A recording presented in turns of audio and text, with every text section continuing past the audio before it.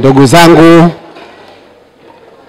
kwa niaba ya watumishi wa halmashauri ya manispaa ya Temeke, kwa dhati ya moyo tunaomba kuupongeza uongozi wa halmashauri ya manispaa ya Temeke. Na tunaposema uongozi, tunamzungumza mstahiki meya na baraza lake la madiwani kwa tukio hili kubwa na jema sana ambalo fursa Mwenyezi Mungu ametuwezesha kuweza kushiriki na vijana, watoto wetu wenye mahitaji maalum ndani ya manispaa yetu ya Temeke. Mwenyezi Mungu katika Qur'ani anatueleza, enyi mlioamini mmefaradhishiwa kufunga Ramadhani kama walivyofaradhishiwa umma zilizokuwepo kabla yenu, ili muweze kupata uchamungu. Ya ayyuhalladhina amanu kutiba alaykumus siyamu kama kutiba ala alladhina min qablikum la'allakum tattaqun. Takbir! Takbir! Takbir!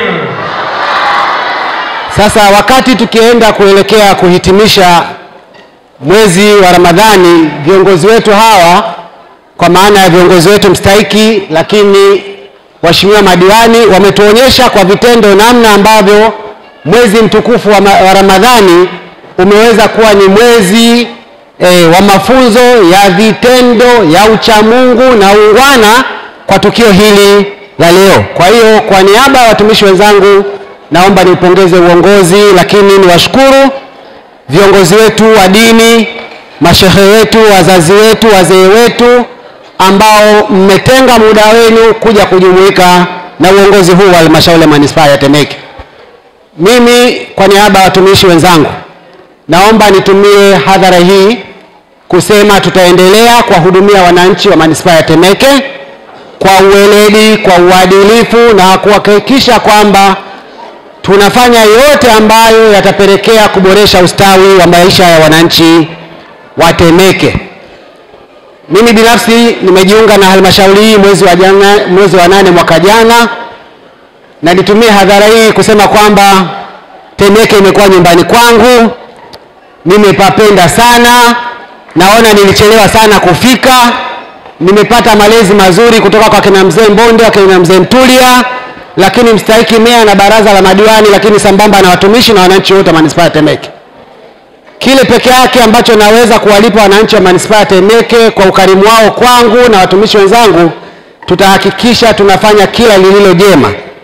Katika bajeti ya mwaka huu wa kwanza ambao mimi nimeshiriki na uongozi wa manispaa ya Temeke, kwa bajeti ambayo itaanza mwezi wa 7 mwaka huu wa fedha, mwaka ujao wa fedha, uongozi wa halmashauri ya manispaa ya Temeke umepanga kutekeleza miradi mikubwa sana yenye tija ya maendeleo kwenye maisha ya watu wa Temeke. Tunatarajia kuanzia mwezi wa 7 kupitia bajeti ijayo tutajenga hospitali kubwa 2 za mfano. Ikumbuke kwamba mpaka hivi leo tuna hospitali 2 kupitia halmashauri yetu. Tuna hospitali kuu ya Mbagala, lakini tuna hospitali tunajenga ya Chamazi. Lakini uongozi huu wa manispaa ya Temeke chini ya mstahiki meya wametutaka tujenge hospitali kubwa 2 za mfano kuanzia mwezi wa 7.